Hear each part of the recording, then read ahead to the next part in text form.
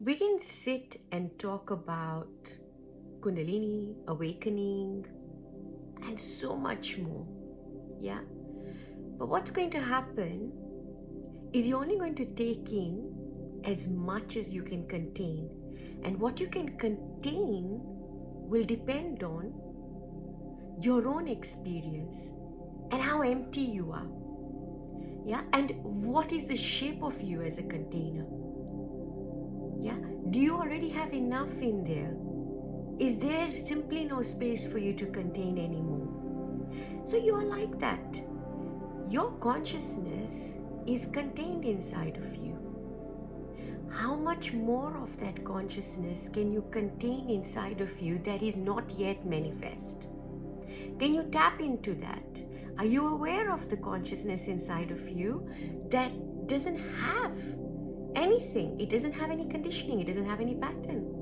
Or are you simply going to be living off of a consciousness that has developed a personality life after life, life after life, and you believe yourself to be that particular personality, that particular name, that particular body, and that's the only body or the only name that you've ever had? Right? Whatever it is that we are going through, the experience must be direct.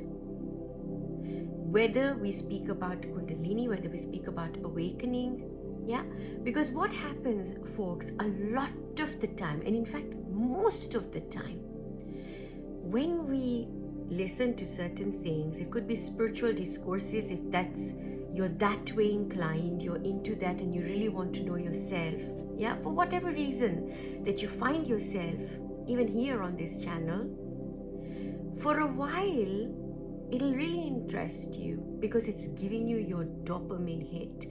It's giving you that hit of novelty. It's giving you that hit of, it's confirming your experience. Whatever it is, yeah, it is appeasing and appealing to the senses.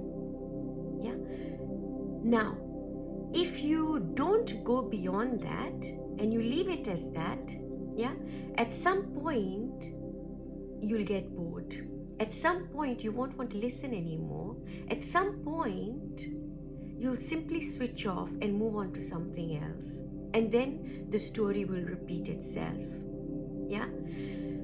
So wherever we are in our journey with our spiritual awakening, we've got to develop what we call prabhupati, a marriage.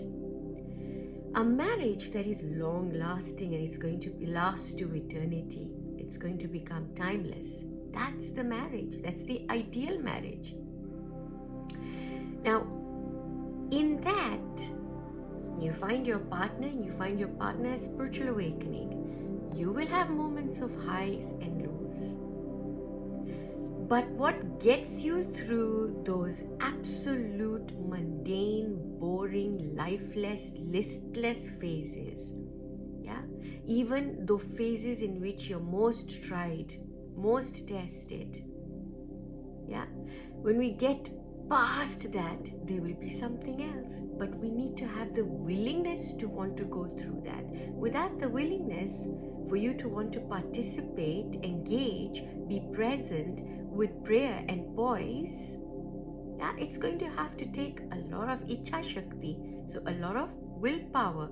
You're going to want to really know yourself, evolve in that environment, in that situation, in that position. You're wanting to realize yourself in that modus operandi. Using that modality of spiritual awakening, you want to know yourself. Yeah, just the way you'd want to know yourself in a job, you want to know how you are going to be in a particular experience that you yourself have chosen to have in any lifetime.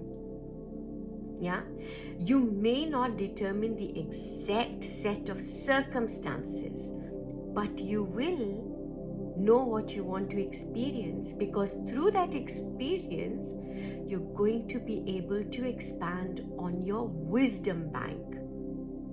Not knowledge bank, but wisdom bank, because your wisdom is knowledge experienced, knowledge realized is going to be your wisdom.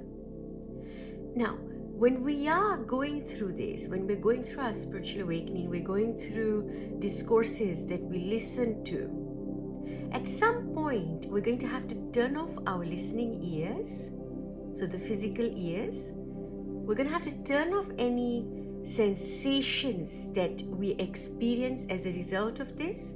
We're going to have to turn off dopamine, serotonin, and all of these neurotransmitters, so that you are moving out of the experience born of being embodied into the experience of before you were embodied. To be able to do that, is we have a willingness to want to go beyond that. And a spiritual awakening will already do that, because it will already give you a consciousness shift. So you already opened it, that portals are opening up for you, and you're able to literally do a free fall into this beautiful labyrinth that you know nothing of. You don't know what there is in it, what you're going to find, what you're not going to find, but you go in it.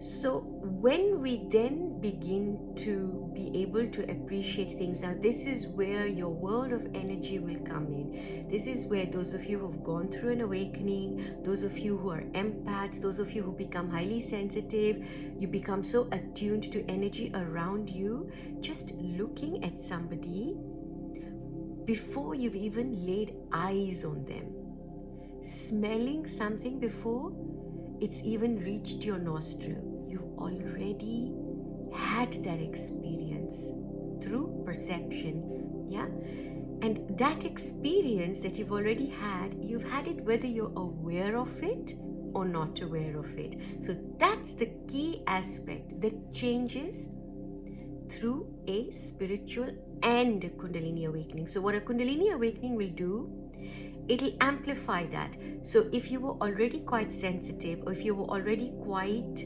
empathic, and you were already in that realm of I want to know, or I'm already experiencing another world, Kundalini is going to throw you off guard, and it's going to show you more. So if you were feeling highly sensitive, it's going to make you feel so sensitive you won't be able to bear the fullness of life, whatever that brings for you. So whichever experiences that you have become super amplified. But the other thing that happens here, though it all becomes super amplified with an awakening where you are perceiving life without the physical experience of it taking the first step into the knowingness of it. So you're not waiting for the physical to happen before you acknowledge it, or before you know that it's happened, before you have the wisdom of it, but you simply have the wisdom of it before it even happens. And so that even if it happens, you're not going to hinge on it. So that's the other magic that happens, folks. Though it'll all be so amplified, it's not going to, so that physicality of it, it's not going to ride you. It's not going to fully break you either. Remember, I said fully.